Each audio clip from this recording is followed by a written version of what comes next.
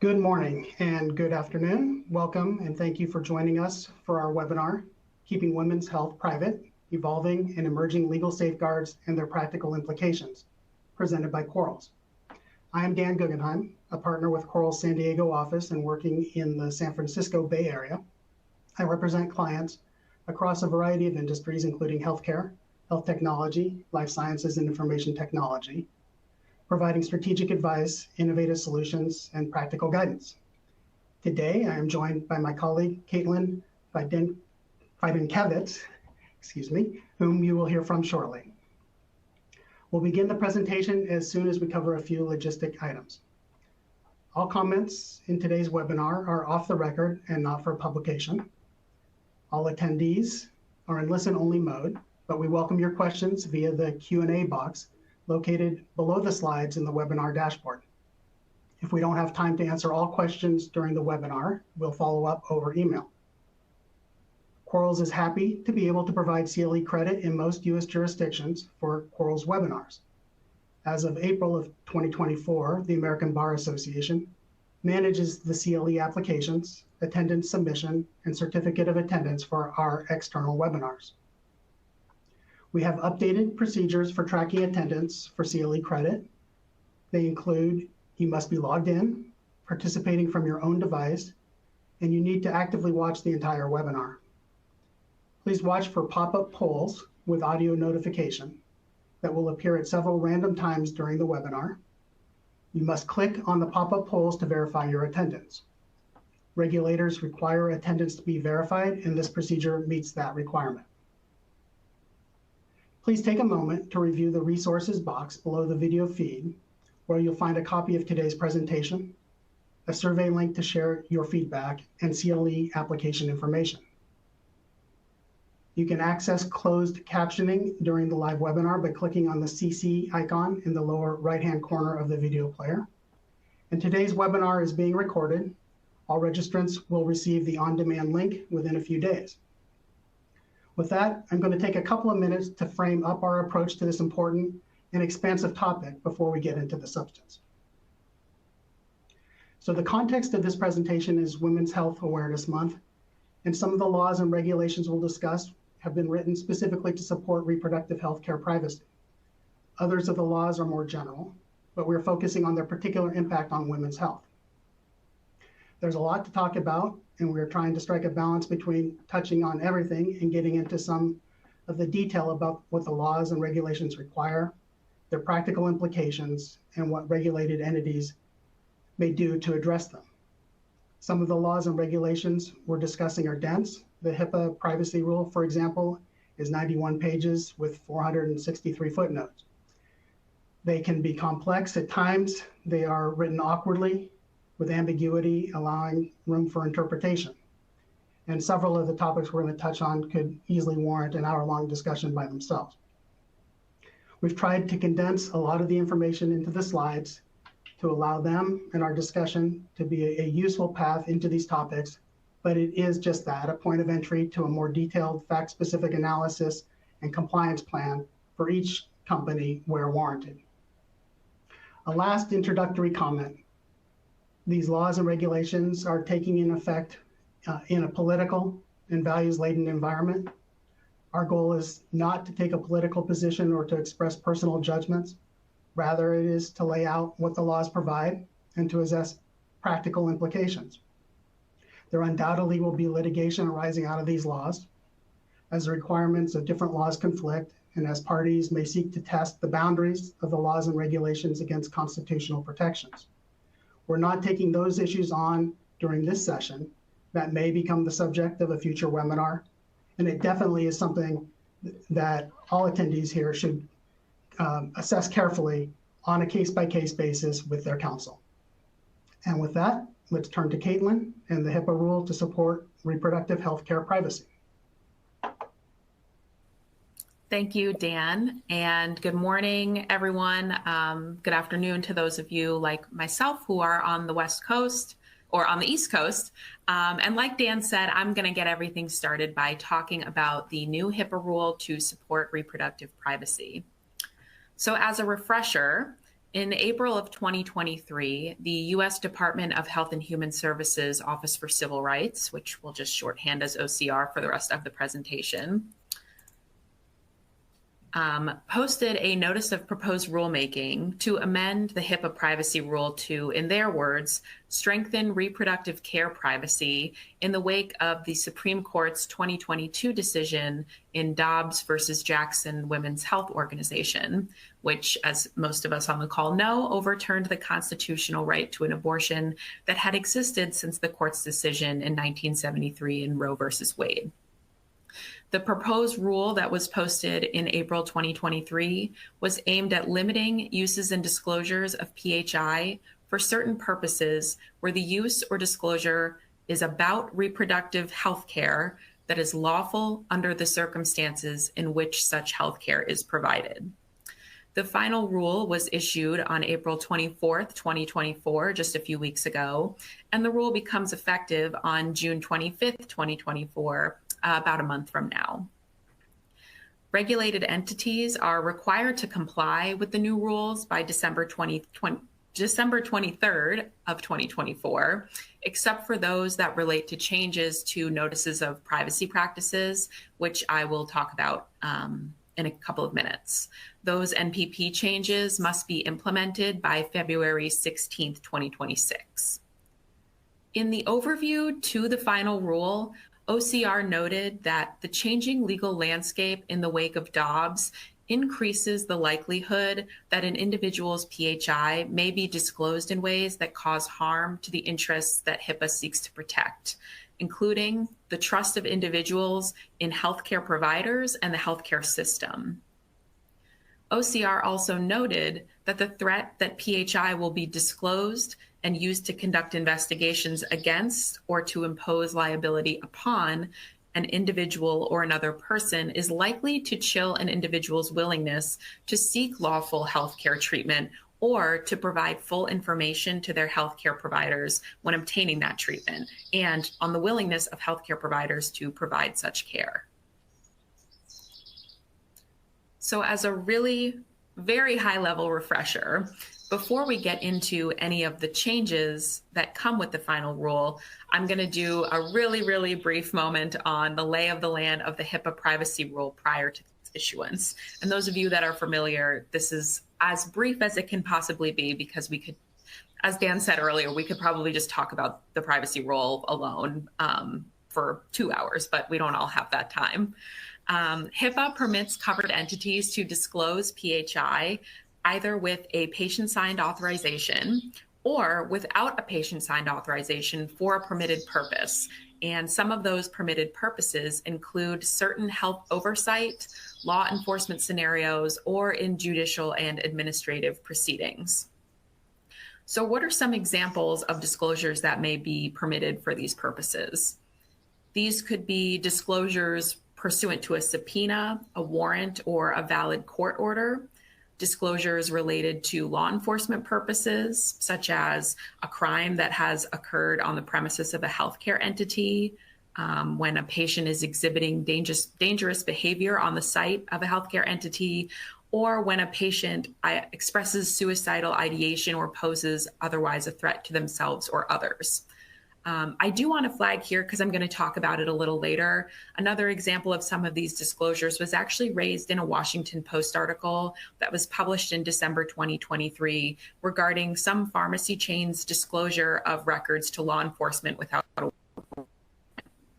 The article noted that many pharmacy staff members face extreme pressure to respond when put on the spot by law enforcement requests, despite these requests being extremely complex and best reviewed by privacy counsel, whether internally or externally.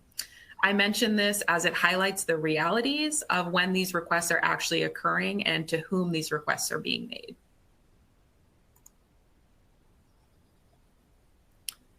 So what has changed? The final rule prohibits the use or disclosure of PHI to conduct an investigation or to impose liability or identify any person for those reasons for the mere act of seeking, obtaining, providing, or facilitating reproductive health care. These changes are aimed at protecting individuals as well as care providers and others who are assisting in those who may want to receive the care. Note that the final rule does not limit uses and disclosures of PHI that are otherwise permitted by other portions of the privacy rule, such as related to professional misconduct or negligence or audits for health oversight purposes.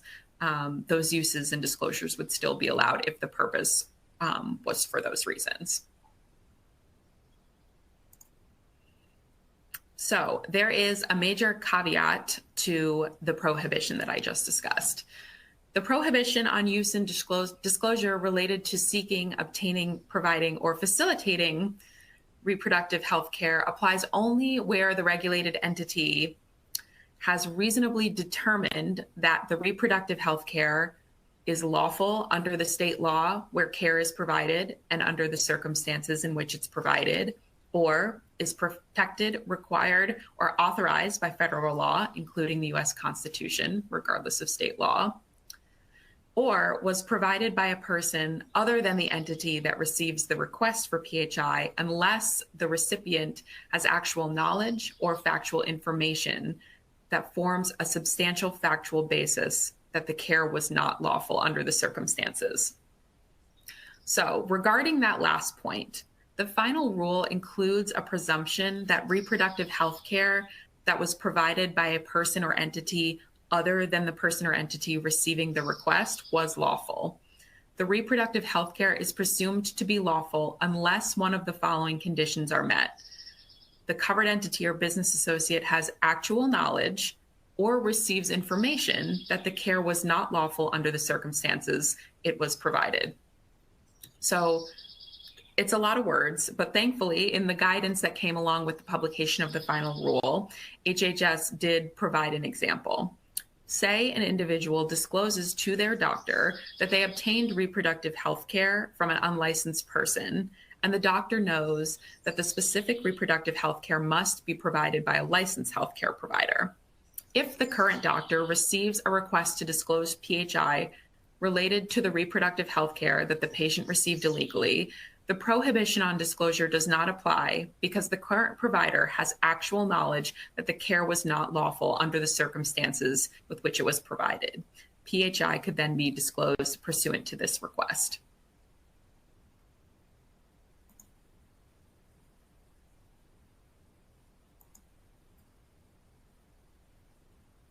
So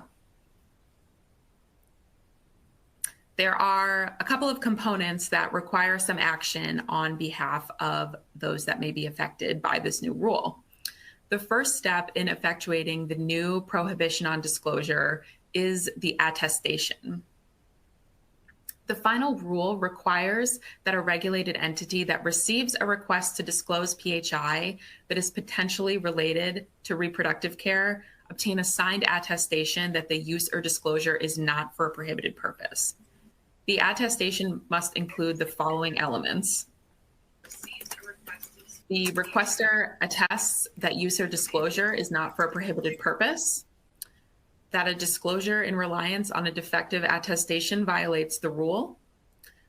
The attestation must inform the requester that obtaining PHI in violation of HIPAA is a crime.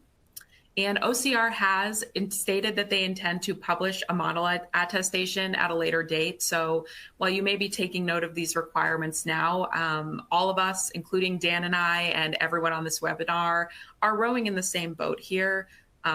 What they've given us in the final rule is the best we can do for these attestations, but we should all be on the lookout for that model attestation language in the future. We don't know when they're going to publish it, but we will certainly be keeping an eye out. And finally, there are changes to the notice of privacy practices that must be made in conjunction with this final rule. Covered entities are to revise their notice of privacy practices to support reproductive healthcare privacy, which means that you should be thinking about revising your entity's NPP to reflect the actual practices of your organization.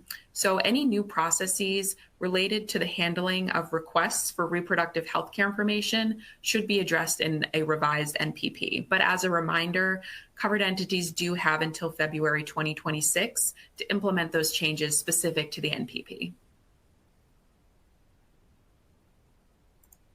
Okay, so many of you prior to the presentation and in the chat box have asked, what should we do? Which is a question that we are all grappling with every day. This slide contains some of our suggested next steps based on the information we have now. So like I touched on earlier, we don't have that template authorization, but here's what we know. You should update your internal policies and procedures and train your workforce members on protocols for disclosures to law enforcement. Reflecting back on that Washington Post article I mentioned earlier about pharmacists having to handle law enforcement requests on the spot under immense pressure, think about how to operationalize these procedures and give special thought to the workforce members that are the ones actually receiving these requests. Prepare that attestation that meets the criteria of the final rule, remembering again that we don't have much to go on right now, but that OCR has stated its intent to publish a template at a later date. Clearly define your entity's protocol for receiving and reviewing attestations. Preview some of the scenarios for which PHI may be requested and consider the default or presumptive positions on what's lawful in your state, especially if you operate in multiple states, and under the circumstances and or that are protected, required, or authorized by federal law. So this may involve actually asking your more frontline employees, service providers, healthcare providers, what they've experienced to get a sense of what your organization is facing. And it may be helpful to game out some of these scenarios with your legal department, some of your key decision makers, or outside counsel. Be prepared for conflicting obligations, which would be either two state laws that conflict or state and federal laws that conflict. What is your action plan for when HIPAA prohibits a disclosure, but state law allows a disclosure, and you've got an active attorney general that may be looking into these types of matters? For those of us on the webinar that are lawyers or work with our legal departments, we might be able to sit here and have an academic discussion about preemption, but when it gets down to it, your organization should work to be practical about those workforce members that receive these types of requests, their knowledge, training, and ability to assess those requirements on the spot, and how your organization can plan ahead, knowing that these things are happening. Review your business associate agreements and vendor contracts for possible revisions that may fall in line with this new rule. Update your NPP before February 16th, 2026. And also note that if you're an entity that handles substance use disorder records and you're considered a Part 2 provider under federal law, you're also required to be making some changes to your NPP related to those practices. That could be its own webinar. But just know that you do have until February 2026, so you should take the time to figure out what your new practices are going to be and really make sure that your NPP fully reflects those Part 2 changes and changes under the final rule if those apply. And also anticipate legal challenges to the validity of this rule. The protections it affords may be in litigation flux with different standards in different jurisdictions. And as Dan mentioned in the beginning of this presentation, and we're all aware, the final rule comes into effect in a hotly contested political and value-laden context, and we certainly anticipate legal challenges. And with that, I am going to turn it back to Dan, who is going to talk about updates to the FTC's health breach notification rule. All right, thank you, Kaitlyn. So the FTC Health Breach Notification Rule, or HBNR as I may refer to it, has a long and mostly dormant history. Not long after the HIPAA security rule came into effect in 2005 for covered entities which were using electronic health records, the early personal health record business started to emerge, with Microsoft launching Health Vault in 2007 and Google Health being launched in 2008. And so to protect the integrity of patient information, medical information that consumers collected from their various healthcare providers and intended to, or actually stored in their personal health record, Congress mandated the HB&R in 2009. The law and the regulation that followed were literally written in reference to personal health records. They did not seem to contemplate personal health and wellness websites, and certainly was not written in reference to mobile applications with which a consumer may engage to log and monitor personal data about things like fitness or fertility. The statute and the regulation point to HIPAA for a number of layered definitions. So for example, PHR identifiable health information is individually identifiable health information defined under HIPAA 1320 D6 as created by a provider or a plan or employer or a clearinghouse. And then you can trail through the definitions to understand exactly what that means, but at a high level, the rule sounds like it's incorporating some HIPAA terms. And the notification requirement that was written into the rule is triggered by a quote unquote breach of security, which sounds like a security incident, cybersecurity incident. So after the rule became effective, it sat unenforced for over a decade. And then in 2020, the FTC dusted it off with a request for public comment about whether the rule should be updated to keep pace with changes in the economy and evolving technology and business models. But before the comment period resulted in any kind of change to the rule itself, the FTC's commissioners entered into a debate about the applicability of the rule in the Flow Health case. Flow Health is a digital health menstrual cycle and fertility tracking application, which allegedly shared sensitive personal information with third-party data analytics providers after promising that it would keep that information private. The commissioners agreed to pursue that matter on a Section 5 unfair and deceptive basis. But two commissioners wrote to express disappointment that the commission was not pursuing a theory that the app vendor had failed to notify the users in violation of the health breach notification rule. And then another commissioner wrote to explain why the HB&R, as authorized and written, did not apply on those facts. So that case resulted in a Section 5 settlement, and the HB&R did not come into play at that point. So with the amount of sensitive personal information being collected in apps continuing to increase, and the use of that information for secondary purposes, being shared with third parties for analytics and marketing purposes, pressure was clearly building, and a split commission approved a policy statement, not a rule update. And the policy statement provided that apps and connected devices, like wearables, fit within the PHR definition. And to achieve this result, the concept of an app developer is treated as a healthcare provider, and personal health records include an app that could but need not draw health information from the user, the individual consumer user, plus any other data source, which is contrary to the plain language of the law and the rule. And a security breach is something that includes unauthorized sharing of the information, and it's not tied specifically to a cybersecurity incident.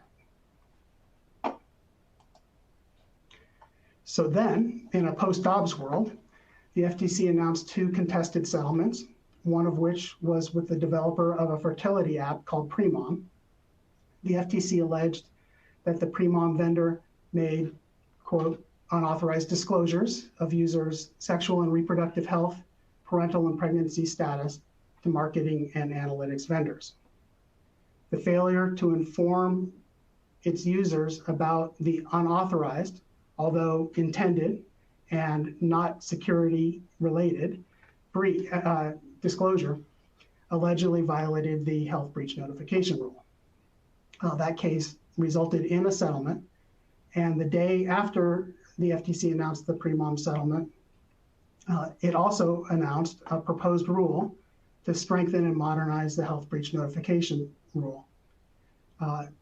to close the definitional gaps that existed between the original PHRs in reference to which the rule was written and the now common health and wellness apps. So the final rule, which was published in the Federal Register today, May 30th, and will become effective excuse me, in 60 days, requires vendors of personal health records and application vendors that exchange data with personal health records to provide notice to consumers, the FTC, and in some cases, the media, if there is a breach of that sensitive information. And service providers must inform their PHR vendor or their PHR-related entity, the app developer, of a breach if they are aware that one has occurred.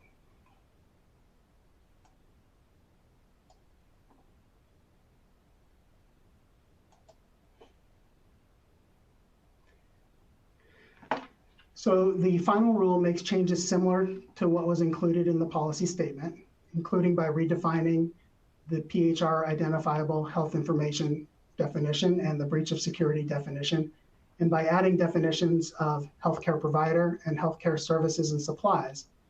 And these redefined terms expand to include app developers and mobile app providers. The definitions still don't square well with the common understanding of some of the terms under HIPAA, but the redefined terms are going to be enforced in this way. As noted, a personal health record related entity, which is not the entity that's actually storing the collection of the information, but could be an app provider that sends data to or draws data from a PHR, is included within the scope of the rule. But of note, the data is not covered under the rule if it is encrypted. The rule expands the information that needs to be included in a breach notice, and it requires that the party receiving the information be identified. The timing of the notice is now consistent with HIPAA, not to be unreasonably delayed, but in no case later than 60 days of the breach. There do remain questions about enforceability, some of which are outlined in detail in the statement of two commissioners who believe that the rule exceeds the commission's statutory authority. Among other concerns raised, the rule potentially would apply to, quote, any retailer that offers an app that tracks health-related purchases, such as bandages, vitamins, and dandruff shampoo. The dissenters go on to consider different scenarios at which point might a retailer come within the scope of the rule, when 1% of their products on the shelves fall within these categories, when 10% of their products on the shelves fall within these categories. The position is that the rule really remains much too unclear to give good guidance to regulated entities about what they should be doing. The majority's answer to this concern is that the rule applies to apps only if they are, quote, more than tangentially relating to health. And the minority points out that this distinction first is unauthorized by Congress. And they also point out that they and the marketplace to which they refer really have no idea what that means, tangentially relating to health. Suffice to say, the dissenting position lays out what could be a litigation roadmap for any party that would choose to contest an enforcement order under the revised health breach notification rule. Another issue to look out for is the reference in the rule, but not formally spelled out in any definition, to emergent data, health information that is somehow derived from non-health data. And we see reference to that in some of the state rules that you'll hear about, and also in the California Confidentiality of Medical Information Act that you'll hear about. But in this HB&R rule, it's not defined or discussed other than a passing reference. So again, we don't know exactly what that means or how it will be enforced, but it's something to pay attention to. So what to do in regard to the HBNR? First, expect that the FTC intends to enforce it this time around. I don't think it's going to go another 10 years before we see an enforcement action. And the enforcement actions that come forward will help, of course, tease out exactly what the rule means and what regulated parties are expected to be doing from the perspective of the FTC. But in the meantime, potentially regulated entities should assess whether the rule may apply to your business. And if you're potentially in scope, review the data operations of your business. Is data shared? And what do consumers say about that data? How are they informed and do they consent? Consider whether you can encrypt the data that you are using and sharing to stay outside of the scope of the rule. Consider whether your business creates and shares emergent data as you understand that, and as we may learn more about it through enforcement actions. Assess your policies, consumer consents and authorizations, and remember that per the FTC, buried disclosures do not support meaningful choice and consent and would not be considered adequate from the FTC's perspective. You should update your service provider contracts to protect data that is shared, and those arrangements should require the service providers to inform the PHR vendor or the PHR related entity, the app developer, of any breach. And finally, you should consider when and how to conduct an investigation of a potential breach, including unconsented use, and what the resulting notification might entail. As the use of consumer health data continually increases and the lines between HIPAA-covered activity and the consumer-oriented health activity continue to blur, there's a clear message that's coming from the enforcers that they will enforce cracks, any cracks that appear between the different agencies, between HHS, OCR, and the FTC, and now the states. Enforcement action is clearly at hand, and to get into the detail on some of the state consumer health data protection laws, we will turn back to Kaitlyn. Thank you, Dan. And also, I guess, thank you to the FTC for marking this webinar by finally publishing the updates to the HBNR. They could not have planned this any better. So let's talk about the state consumer health laws. States have begun passing consumer health laws, which are aimed at regulating information collected by companies that operate in the healthcare space but may not fall under that HIPAA umbrella. 2 states have passed these types of laws so far. That would be Washington, the Washington My Health, My Data Act, and Nevada, the Nevada Consumer Health Data Privacy Law. These 2 laws came into effect on March 31st, 2024. But if you are considered a small business under either of the laws, you have until June 30th, 2024 to come into compliance. So in addition to these 2 states that have passed standalone consumer health privacy laws, Connecticut amended its general comprehensive privacy law to include certain health data effective October 1st, 2023. And New York passed a law prohibiting geofencing at healthcare facilities effective July 2nd, 2023. Many of us on this webinar have probably been along on this ride for the past few years as we've tried to understand and follow the ever-changing landscape of state privacy law. But what I really want to highlight on this slide are the different ways that states are now working to update their laws. Some are passing standalone comprehensive laws. Some are targeting specific areas with more precision and amending previous laws, or like New York, they're just inserting language into a larger bill. In the case of New York, the geofencing language was actually put into a much larger fiscal bill. So it's not enough to simply, track if you're tracking or, with your search alerts or you're following certain legislative activity. It's really not enough at this point to be tracking certain committees or legislators that may be introducing things like this. This language is getting into different bills all over the place at this point. So very briefly, what do consumer health laws require? Among a lot of other things, the consumer health laws require consent for the collection and sharing of one's consumer's health data, certain consumer rights related to a consumer's data, such as the right to know whether the business has the consumer's health data, to revoke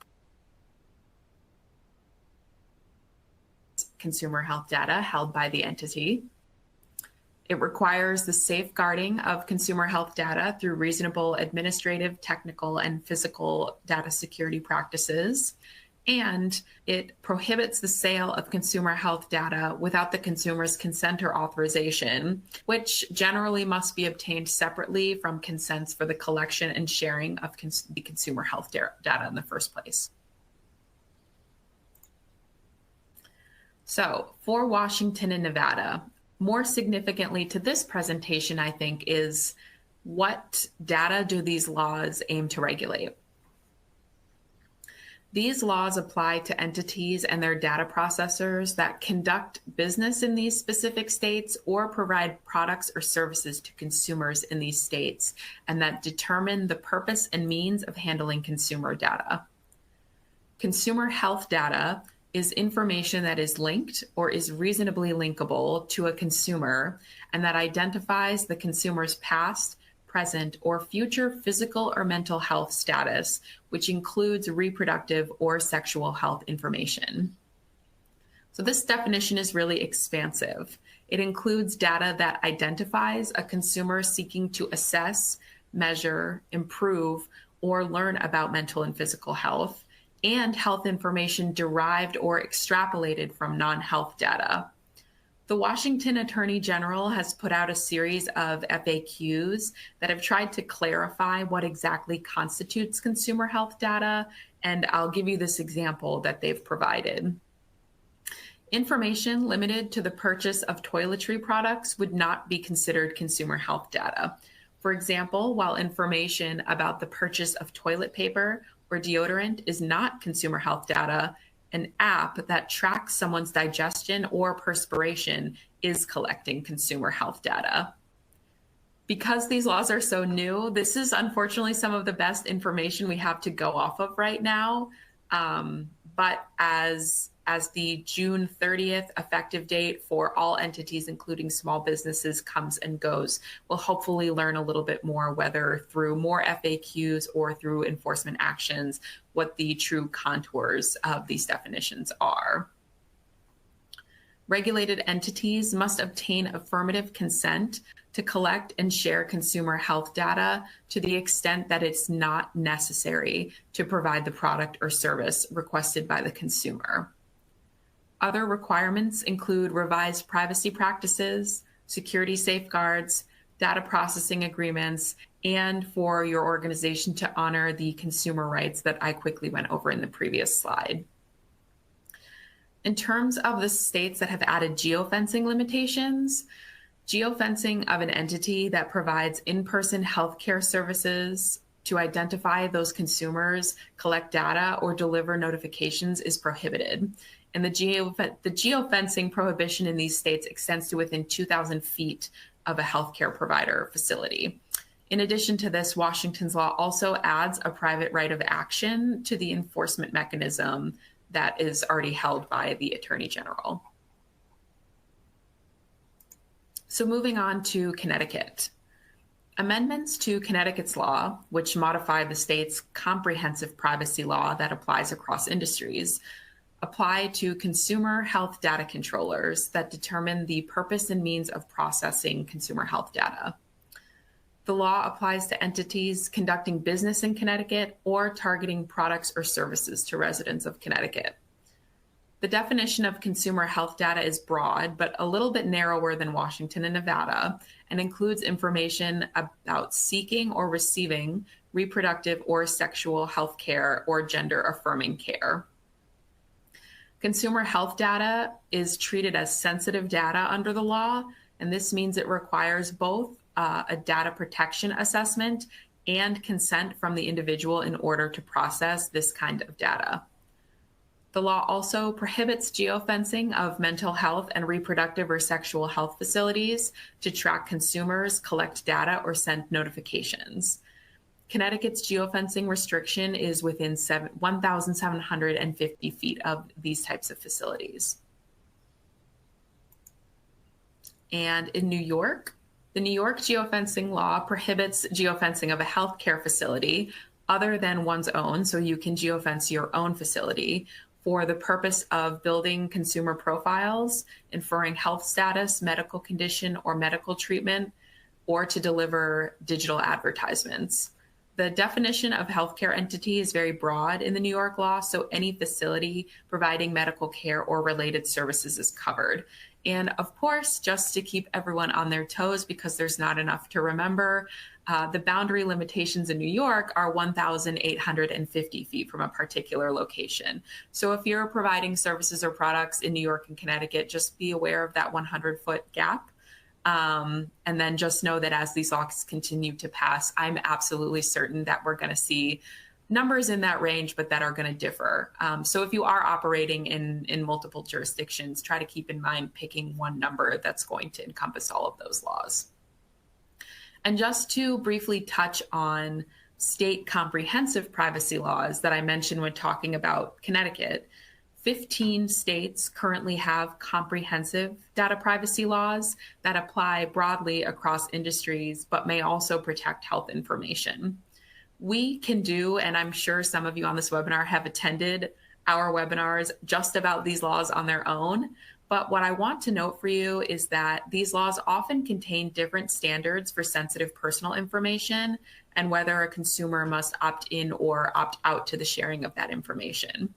We know, based on what's happened in the past 5 years, that the next 5 years are going to bring more and more of these types of comprehensive laws onto the books around the country. So those of you here who handle sensitive information and operate in or provide services or products to consumers in multiple states should really spend time considering how to build a compliance program that manages different expectations and continuously monitors for updates. And those geofencing restrictions are a perfect example of how, if you're operating across the country, you do need to be aware someday, most likely, of 50 different standards for geofencing. And it's not possible to probably tailor those across states. So how will your organization decide on one number and make sure that that number is compliant with all the different state laws?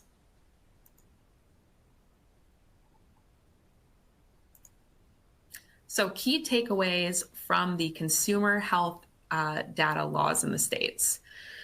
There is a patchwork of federal and state laws and regulations that protect health information with varied standards for who's covered, what information is protected, how it's protected, and what exceptions may apply. Any entity that operates or does business with consumers in these states should assess which laws apply, assess your business activity, where you operate, whether you collect, use, or share consumer health data, and in what capacity and for what purpose. I cannot stress enough that you should not underestimate this step. The days of just saying, okay, HIPAA doesn't apply, so we're good to go on the privacy side are long gone. And many businesses operating in this space cannot sum up their data use and disclosure practices by simply answering that one question. You should prepare to update your data inventories and data maps. Aim to understand what data is collected, with what consent, if any, is needed, under what circumstances, and for what purpose, and with whom it's shared. You should also assess data processing against the requirements of the applicable laws. Does what you're currently doing meet the expectations of the laws in the various states in which you operate or target consumers? You should revise your policies and notices, both internally and externally, to reflect your organization's practices. Implement any necessary consent processes. Operationalize privacy rights for consumers. So that's going back to that slide where I talked about the rights to understand what data is held, to delete data, to correct data. Think about from the consumer side how a consumer would exercise those rights, and then internally who at your organization will be confirming that those requests are received and handled. Update any data protection assessments and cybersecurity controls, and review and update data processing and service provider agreements with vendors. So I'm going to turn it back to Dan now for some other updates for the rest of 2024 and beyond.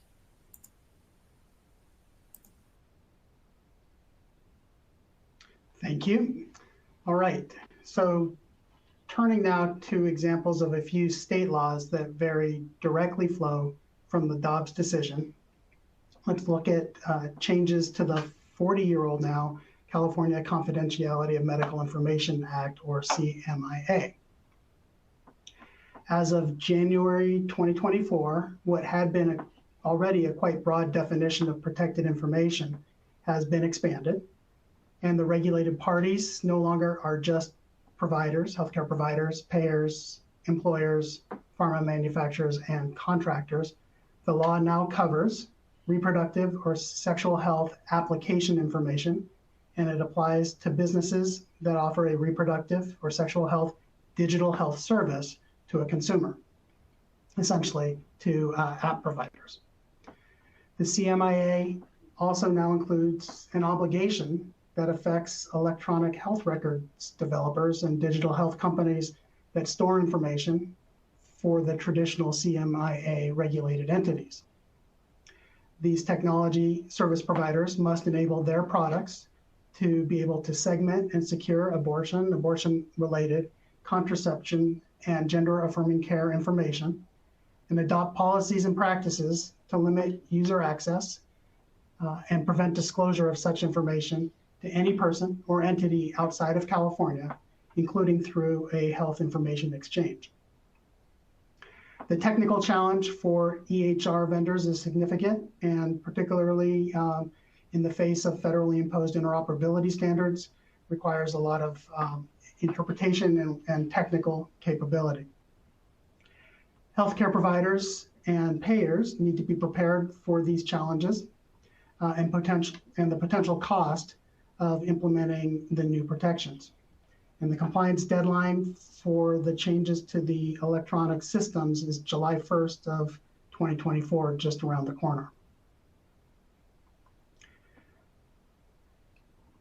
So as amended, the CMIA now prohibits traditionally regulated entities from knowingly disclosing or transmitting medical information in an electronic health record system or through a health information exchange, or HIE, to out-of-state individuals that would identify an individual, a patient who is seeking, obtaining, providing, supporting, or aiding a lawful abortion unless authorized. So protects the information about the patient and also about the providers of care. The prohibition does not apply to investigations of crimes alleged to have occurred in California, and does not prevent the exchange of information when that's been authorized by the patient or their representative. The CMIA also now includes a shield law prohibiting CMIA regulated entities from cooperating with out-of-state investigations that would identify an individual and that relate to seeking an abortion or related services that would be lawful in California. Under this shield law provision, good faith efforts to put into effect a program and practices to comply with the law will protect against civil liability or enforcement for non-compliance until January 31st of 2026. So combined, these changes to the CMIA, which were implemented through two different bills, are intended to prevent a patient's out-of-state provider or law enforcement from accessing information about care that would be lawful in California. One item of note is that by bringing app vendors within the CMIA, law enforcement would be restricted in its ability not only to demand data through investigation subpoenas and warrants, but also to purchase data from fertility tracking apps that might reveal pregnancy status.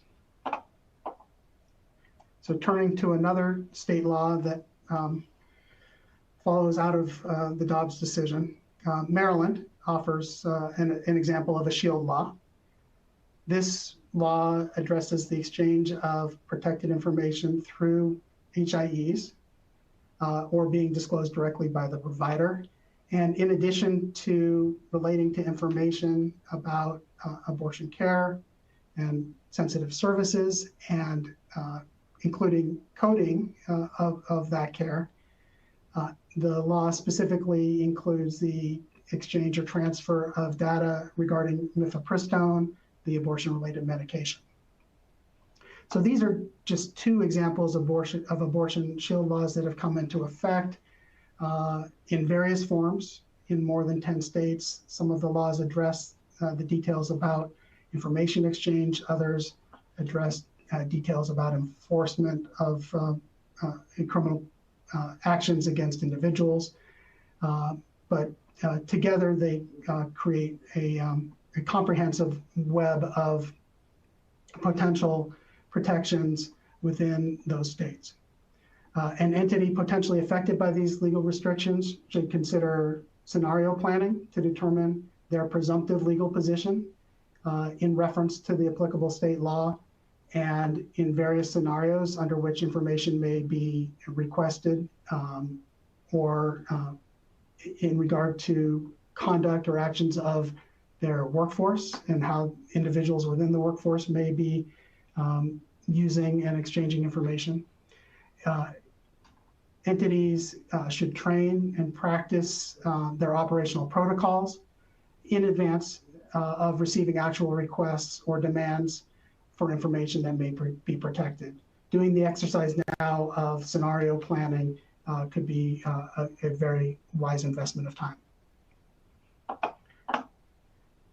So finally, and before we turn to questions, and we've received some questions, but we encourage more, please enter them into the Q&A box and we'll address them in a few minutes. We can return to HIPAA and to care provided in teaching hospitals that are subject to CMS oversight.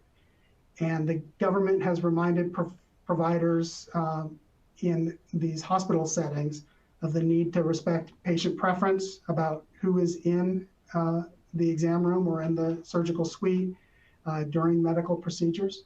Hospitals are reminded to set clear guidelines to require informed consent as to who may be present during a sensitive examination.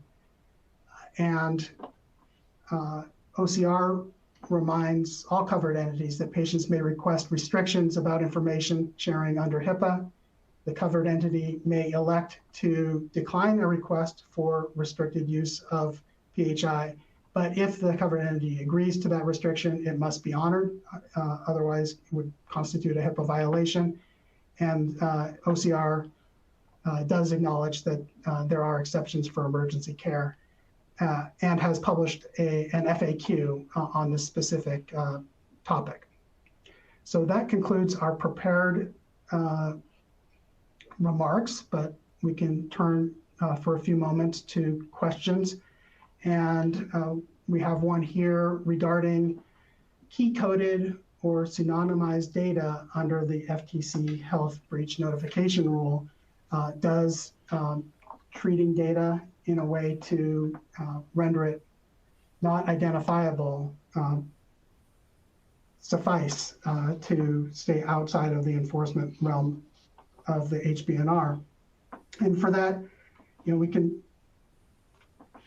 so I'd say, interesting question. Have not seen it discussed directly in any of the commentary or in the rule about potential de-identification or anonymization of the data. The original definition of the data that's subject to the Act, PHR identifiable health information, turned to HIPAA for its definition and required parties who are trying to understand the scope of the regulation to pull out the HIPAA regs and dive deeper and deeper as there were different terms that were incorporated. But now with the HBNR final rule, that definition of PHI identifiable health information is pulled together, and it is information that's provided by or on behalf of an individual that identifies or that is reasonably believed to be used to identify an individual and relates to their past, present, future physical or mental health or condition, and is created or received by the healthcare provider, health plan, employer, or healthcare clearinghouse. So there's not a specific reference to the concepts of de-identification in HIPAA and the safe harbors or statistical de-identification, but I think, by implication, finding a method to render data such that it's not identifiable, not reasonably believed to be identifiable, is a potential solution here. I think that would necessarily be a kind of a case-by-case assessment to make some judgments about whether the pseudonymization method or the de-identification method or the key coding kind of crosses that threshold so as to reasonably be believed not to identify or be identifiable in the context of what other information is exchanged with, et cetera. So great question, and I'm sure we'll be learning more about that. Are there other questions here?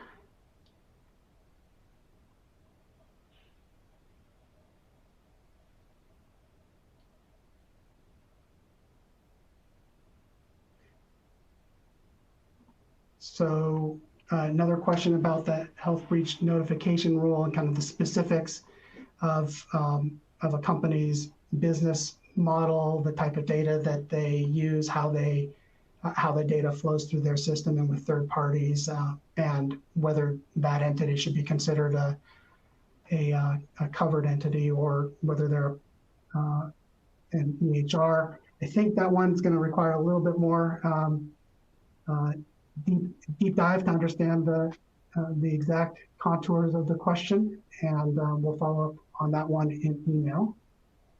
Other questions or comments, Kaitlyn, or anything to add? I don't think so. But if we didn't get to your question, yeah, we'll follow up via email. Very good. Well, thank you very much, everyone, for joining us today on this very important topic. Hopefully, we've been able to shed some light within the boundaries of the information that's available to us from the regulators. Clearly, the law, the regulations, the enforcement activity is going to evolve. We will be tracking that, and we'll continue to do updates along the way.